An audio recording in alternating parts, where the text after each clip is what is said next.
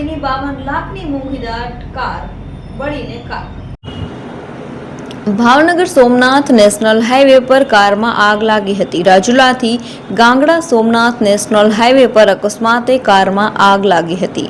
MG ગોલ્ટર આગા ગાડીમાં આગ લાગવાની ઘટના ઘટી હતી। એન્જિનમાંથી અચાનક ધુમાડો નીકળતા કાર ચાલક બહાર નીકળી ગયો હતો। રાજુલાના ઉદ્યોગપતિની મોંઘીદાટ ગાડીમાં આગ લાગી હતી। ઉદ્યોગપતિના કાર ચાલક પુત્રનો ઘટનામાં આબાદ બચાવ થયો હતો। ધુમાડા નીકળ્યા બાદ થોડી જ વારમાં કારમાં વિકરાળ આગ લાગી હતી।